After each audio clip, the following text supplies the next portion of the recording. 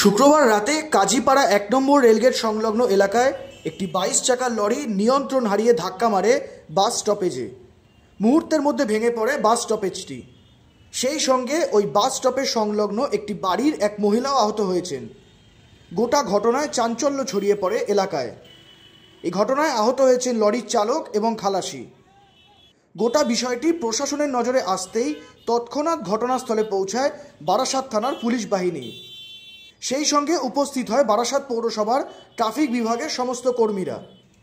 তাদের উদ্যোগে সেই ২২ চাকার লরি সরানোর চেষ্টা করা হলেও এখনও পর্যন্ত সেই লরি সরানো সম্ভব হয়নি।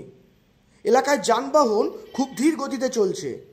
গোটা বিষয়টি নিয়ে সাধারণ মানুষের মধ্যে চাপা ক্ষোভ রয়েছে। আহত ওই মহিলার স্বামী এবং ছেলে জানিয়েছেন, এত বড় ঘটনায় তাদের অনেক ক্ষতি হয়েছে, তাই তারা লরির মালিকের কাছ থেকে ক্ষতিপূরণ দাবি করেছেন। ঠিক রাত 12টার পরে সংবাদ মাধ্যমের মুখোমুখি হয়ে তারা জানিয়েছেন, হঠাৎ করে একটা গাড়ি একদম রং রুট থেকে এসে একদম ফোর্সের সাথে একদম মানে কি বলবো, কোনো আইনসম্মতই না এই গাড়িটা যে এই রুটে ঢোকানো। ও এসে পুরো একদম মেরে দিয়েছে, মেরে একদম পাল্টি করে দিয়ে ঘরবাড়ি পুরো ভেঙে দিয়েছে। আপনার হ্যাঁ, শোকেস, টিভি, ঘরের যা জিনিসপত্র হয়েছে সবই ভাঙা গেছে। ঘরটা তো পুরোই অবস্থা খারাপ। তার মধ্যে আমার মা পুরো ইনজুরিড করে দিয়েছে, পুরো অ্যাক্সিডেন্ট। এখন হসপিটালে ভর্তি আছে, নাক থেকে রক্ত বেরিয়েছে। কি হয়েছে? নাক থেকে মানে নাকটা হয়তো ফেটে গেছে, মাথাটা লেগেছে, মাথায় সিটি স্ক্যান করাতে বলে ডাক্তার এখন রিপোর্ট দেয়নি। উনি শুয়েছিল ঘরে? আমরা সবই শুয়েছিলাম। হ্যাঁ, এবার আমরা কিন্তু ড্রাইভারকে কোনো রকম এটা করার জন্য যে ড্রাইভারকে যে কোনো শাস্তিমূলক কোনো কার্যকলাপ আমরা করিনি। আমরা আরও কোঅপারেট করেছি, যে একটা মানুষ হিসাবে নৈতিক যেটা কর্ম সেটা করেছি, যে ড্রাইভারকে আমরা বার করেছি, ওরা সুস্থ আছে। ড্রাইভারকে থানা থেকে পুলিশ নিয়ে গেছে, পুলিশও সহযোগিতা করেছে আমাদের, ঠিক আছে। কিন্তু এখন যে বক্তব্যটা, যে এই অবস্থায় দাঁড়িয়ে এই গাড়ি কর্তৃপক্ষ, গাড়ির যে মালিক আছে, সে নিজে এসে এই যে খরচা হচ্ছে আমার মায়ের যে চিকিৎসার ব্যবস্থা, সেটা নিজে দাঁড়িয়ে থেকে সেটা সে করে দিই, তাতে এটা আমরা উপকৃত হই। কারণ আমরা তো খুব একটা মানে ফিনান্সিয়াল দিক থেকে আমরা স্ট্রং নই, আমরা খুব উইক মানে ফিনান্সিয়াল দিক থেকে।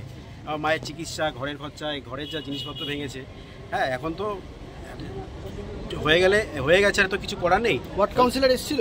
হ্যাঁ, কাউন্সিলর এসেছিল, কাউন্সিলর দিয়ে গেছে, কাউন্সিলর আমাদের কোঅপারেট করছে। হ্যাঁ, ইভেন ওদিক থেকে কোনো অসুবিধা নেই, ওদিক থেকে কোনো চিন্তা কারণে পাড়ার লোকও আমাদের সাহায্য করছে অনেক। কিন্তু এই অবস্থায় দাঁড়িয়ে আমার মায়ের জন্য খুবই টেনশন হচ্ছে যে কী অবস্থা হতে পারে। আমরা তো মানে প্রাণেই মারা যাচ্ছিলাম। গাড়িটা যদি এক হাত যদি পাল্টি মেরে দিকে চলে আসতো, আমরা মরেই যেতাম। 4 জনই স্পটেডে, মানে আমরা কাউকে ডাকার সুবিধা পেতাম না। আমার বাড়ির বিশেষ উনি এখন হসপিটালে অ্যাটেন্ড আছে, ওনার অবস্থা খুব খারাপ, তাকে সিটি স্ক্যান করতে হবে, তাকে এফআর দিয়ে দিয়েছে। মানে কি করে হয়েছিল? এই গাড়িটা এখানে এই গাড়িতে এই রং রুটে গিয়ে ওর গাড়ির জায়গাটা এইটা না, ও ব্যাকে গিয়ে আমার ঘর বাড়ি ভেঙে দিয়েছে। এবং আমার ঘরে টিভি, শোকেস, আমার ঘরে কিচ্ছু নেই। আপনি যেগুলো চলুন দেখবেন। সব নিয়ে রীতিমতো আতঙ্কে রয়েছেন এলাকার স্থানীয় বাসিন্দারা। রাত যত বাড়ে ততই বাড়তে থাকে লরির তাণ্ডব। নিয়ন্ত্রণ হারিয়ে এই ধরনের ঘটনা এই প্রথমবার ঘটছে এমনটা নয়। স্বাভাবিকভাবেই বারাসাত শহরের বুকে এই ধরনের ঘটনা আবারও প্রশাসনের নজরদারি নিয়ে প্রশ্ন তুলল।